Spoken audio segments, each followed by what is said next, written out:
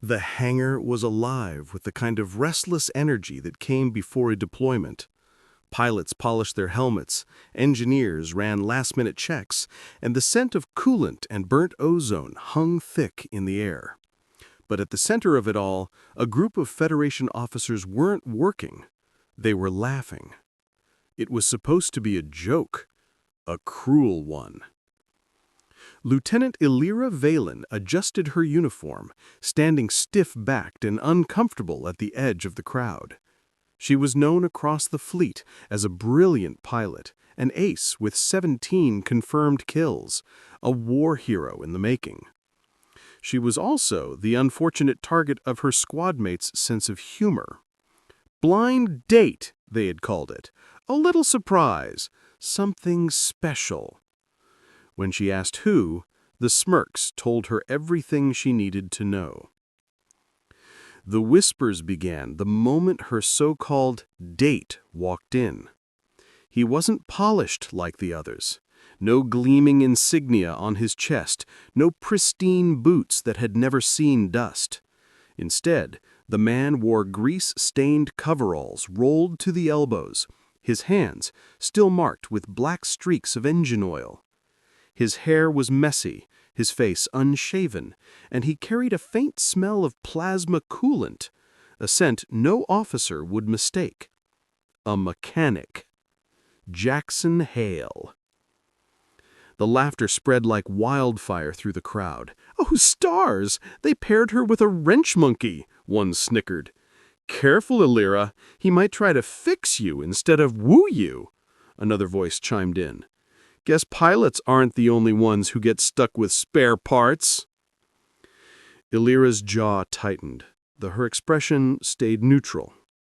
She had been humiliated before, but never like this. To be paraded in front of her peers, linked to someone they considered beneath them, it stung worse than she cared to admit. Jackson didn't flinch. He walked in calmly, wiping his hands with a rag, his eyes scanning the crowd without a hint of shame. He didn't bow or apologize, didn't try to make excuses for who he was. He stopped in front of Illyra, gave a small, respectful nod, and said simply, "You must be Lieutenant Valen. Pleasure to meet you." No sarcasm, no attempt at charm, just sincerity. Illyra blinked. For a moment, she almost forgot about the eyes boring into her, the laughter echoing off the hangar walls. "Likewise," she managed, her voice steadier than she felt. "Ah, look at that," one officer called out. "The grease rat thinks he's people." Laughter erupted again. Jackson's gaze flicked to the heckler. He didn't respond with anger, didn't even frown. Instead, he turned back to Illyra and said in a low, calm tone only she could hear, "Don't mind them. I've been called worse by engines that screamed louder." Against her will, Illyra almost smiled. The mocking continued around them, the hangar a stage for their humiliation. But Jackson stood there, steady as a bulkhead, unshaken by the storm of laughter. It was the first sign that the so-called lowly mechanic was not at all what he seemed. And before the day was done, the entire hangar would know it. The laughter faded only when the hangar's overseer barked for silence, though grins lingered across polished faces. Illyra sat with Jackson at a small table shoved into the corner, the date meant as a spectacle. She could feel the stares of half the squadron burning into her back. She braced herself for awkwardness, for clumsy small talk and embarrassment. Instead, Jackson leaned back casually, hands folded over the table, his eyes studying her, not with judgment, not with mockery, but with quiet attentiveness. "So," he said evenly, "you fly the Raptor-class interceptors, don't you?" Illyra arched a brow. "That's right." He nodded slowly. "Good ship.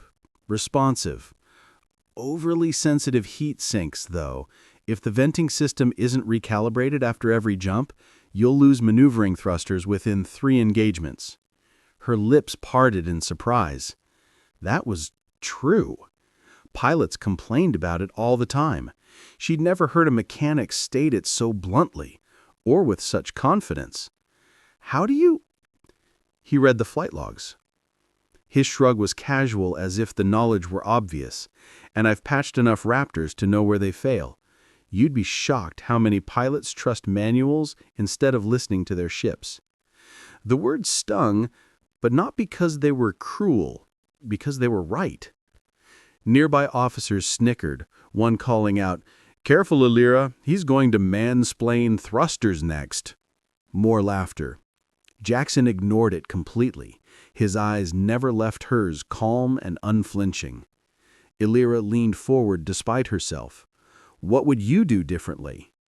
That's when Jackson began to talk, not like a mechanic guessing from the outside, but like someone who had dissected the very soul of the machines. He described rerouting coolant lines to prevent cascade failures, adjusting inertial dampeners to shave fractions of a second off pilot response time, and even subtle ways to reinforce fuselage plates so they'd deflect Raider plasma fire instead of absorbing it. She blinked. This wasn't casual shop talk.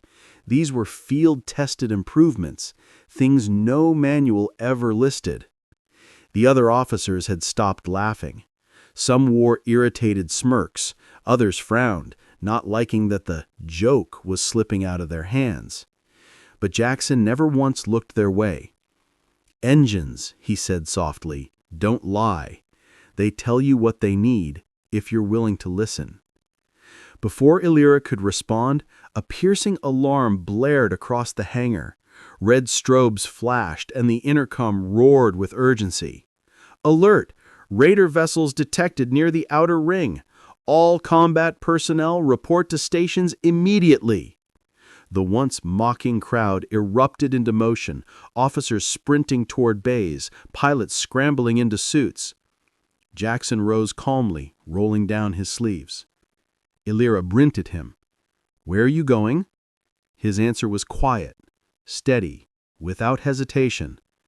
"To make sure you all survive the next 10 minutes. And with that, the lowly mechanic strode into the storm of panic as though he had been waiting for this moment all along.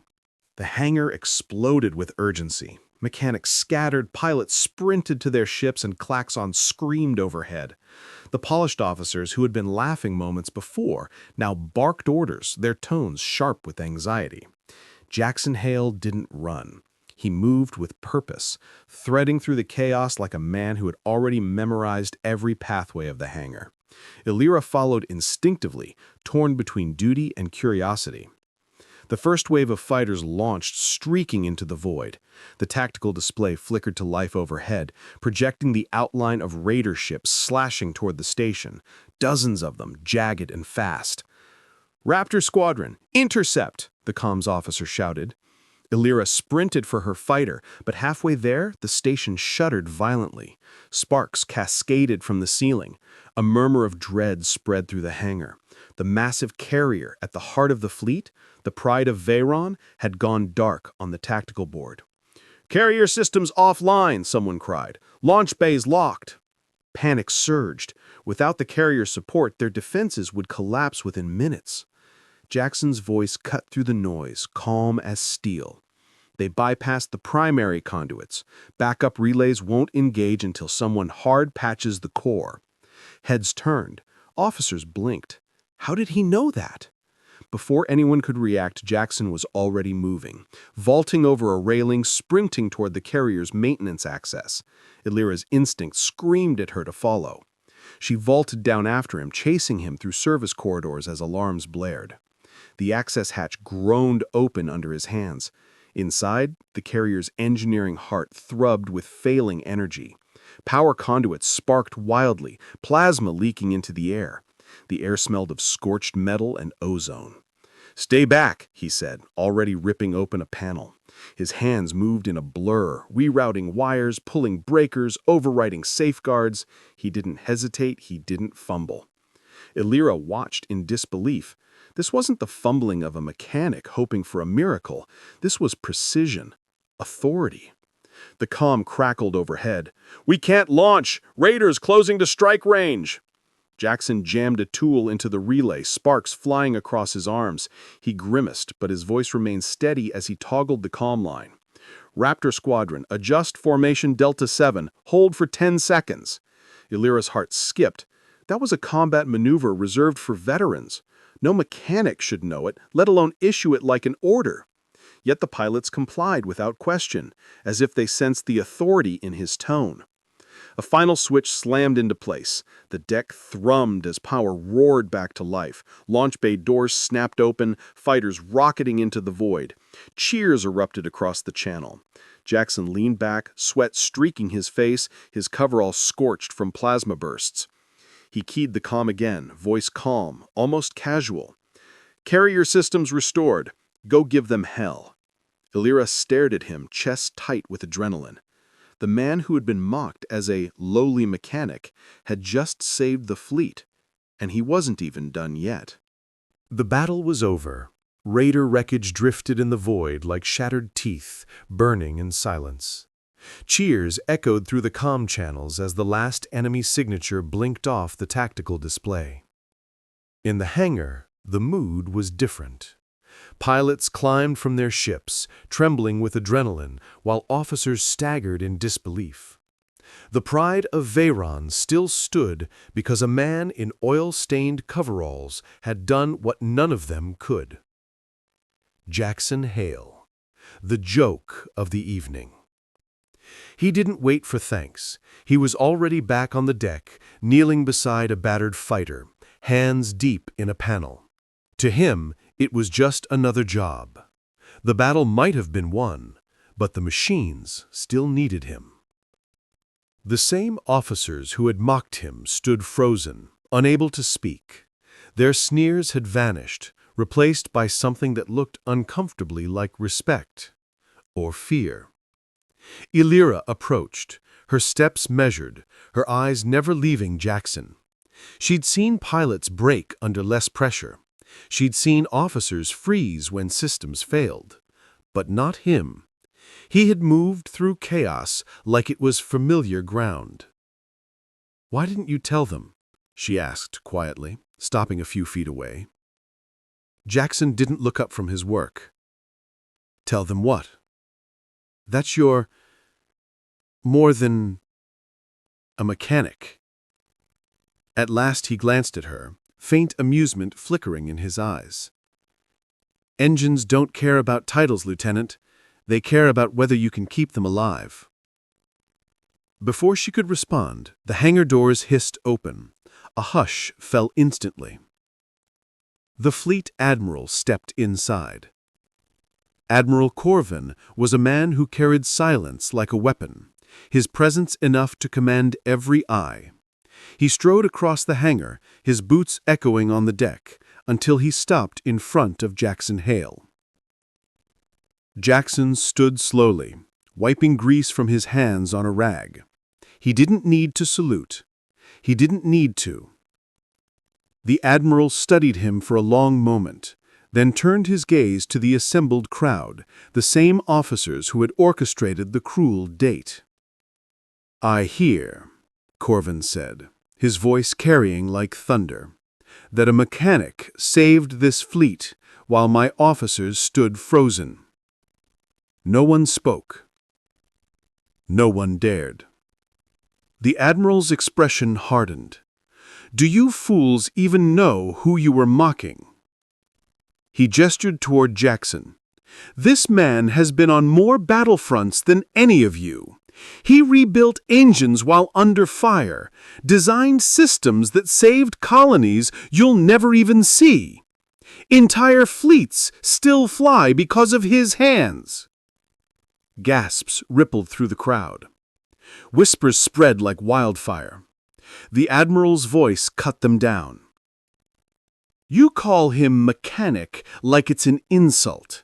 But in every war we've fought, humanity has survived because of men and women like him. You pilots fly only because someone like Jackson Hale keeps your ships alive." The silence was absolute. Jackson, unfazed, shrugged and tossed the rag onto a toolbox. "Engines don't fix themselves," he muttered, already turning back to the fighter. No applause followed, no cheers, just the heavy, stunned silence of officers who had been humbled to their core. And in that silence, the legend of the lowly mechanic spread through the fleet like wildfire.